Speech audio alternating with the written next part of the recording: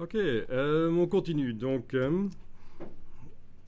alors, voyons un peu ce qu'on a ici. Ah oui, le remplissage intelligent. On va continuer là-dedans. Traitement de paysage, remplissage intelligent. Donc, je vous ai mis 3 photos là-dedans.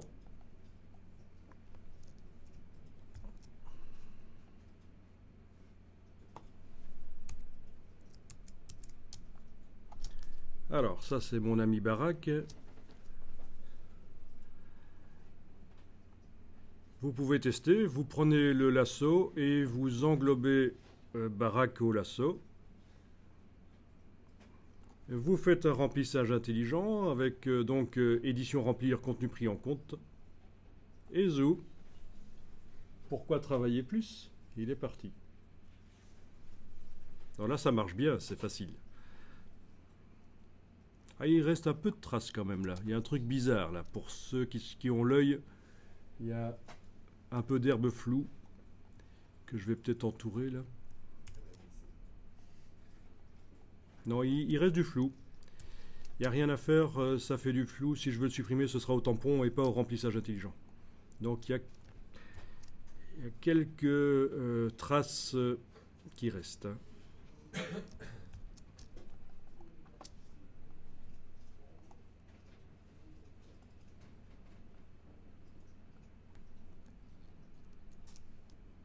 Alors. Bon, ici, évidemment, j'arrive à supprimer les bateaux en englobant. Mais les traces dans l'eau, elles restent et ça fait bizarre. Mais techniquement, ça marche. Hein. Ça va quand même chercher ce qu'il y a autour et ça remplit. On peut d'ailleurs faire plusieurs zones. Avec le lasso et la touche majuscule, on peut englober plusieurs zones et faire le remplissage intelligent sur tout d'un coup si on veut. Voilà.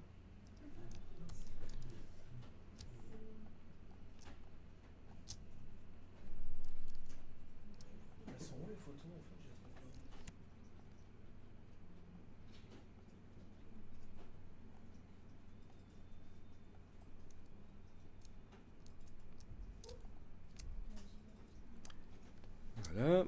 Et dernière photo. Voyons un peu ce qui se passe si on essaye de supprimer les petites personnes qui sont là. Voilà, je les sélectionne, je remplis. Ah, d'accord. C'est bien, c'est exactement ce que je voulais. On a une erreur. Vous voyez? Quand je fais du remplissage intelligent sur cette zone-là que j'ai sélectionnée pour supprimer les personnes, eh bien, ça va me chercher de l'eau, oui, mais ça va me chercher aussi le pied du monsieur. Là, ça me le remet là. Bon, ça, typiquement, ce sont des choses qui peuvent arriver, mais il y a des solutions que je vais vous expliquer. C'est facile.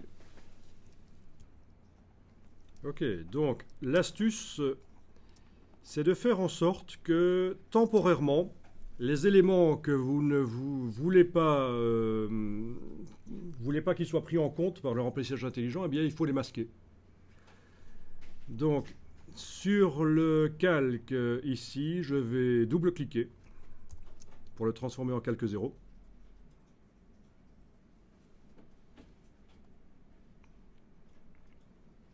Ensuite, je vais ajouter un masque de fusion. Calque, masque de fusion, ou je clique sur la petite icône en bas, ça marche aussi. En tout cas, voilà.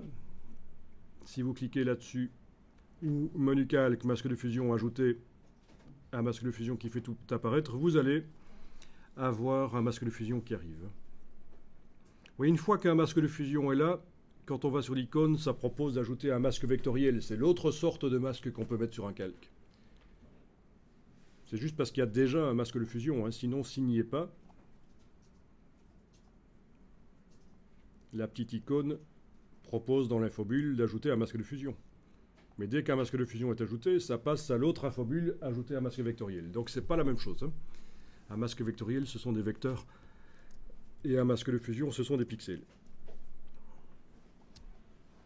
Ok, donc avec le pinceau, je vais en noir rapidement masquer ce qui ne doit pas être pris en compte.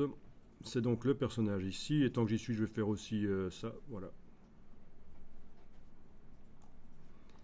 Ok.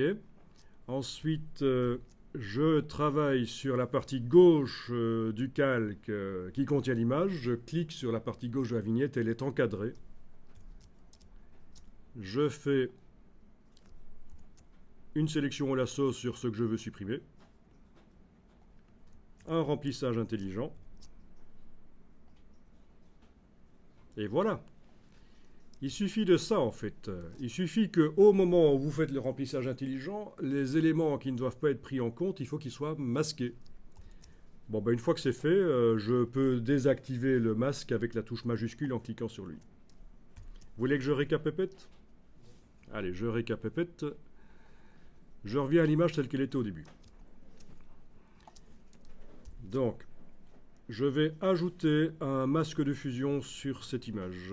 Soit en cliquant sur l'icône ici, soit en allant dans Calque, Masque de fusion, tout faire apparaître. Tout à l'heure, je vous avais dit de d'abord double-cliquer sur le calque pour le déverrouiller, mais dans CC 2014, il n'y a plus besoin de le faire. Si vous êtes dans CC, il faudra toujours le faire. Double-cliquer sur le calque pour qu'il ne soit plus un calque d'arrière-plan. Mais ici, j'ai pu ajouter le masque directement. Je suis en train de travailler sur le masque, il est encadré. Je prends un pinceau, je dessine en mode normal 100%, donc recouvrant, en noir, avec une brosse assez grande, de manière à masquer des éléments qui ne doivent pas être pris en compte lorsque je ferai le remplissage intelligent. Et qui se trouvent tout près des petits personnages là que je vais traiter.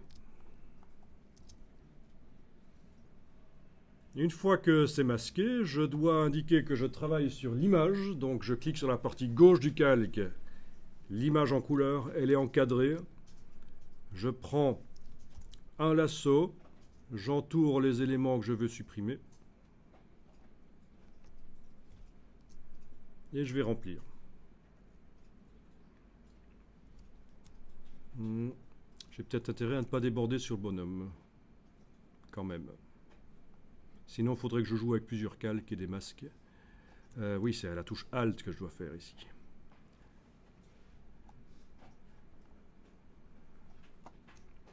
Ok. Édition remplir avec contenu pris en compte. Voilà, ils sont supprimés. Je désactive le masque avec la touche majuscule en cliquant sur lui. C'est nickel. Ils sont plus là. Enfin, il y en a encore un là qui reste là, mais au tampon, ça. D'ailleurs, on va le faire au tampon. Ne le faites pas, on va le faire ensemble, celui-là. Ceux qui sont là, tout près, c'est un peu plus compliqué. Comment tu fais pour désactiver le masque Touche majuscule, on clique sur le masque. Voilà. On pourrait le jeter aussi et dire qu'on le supprime, mais là,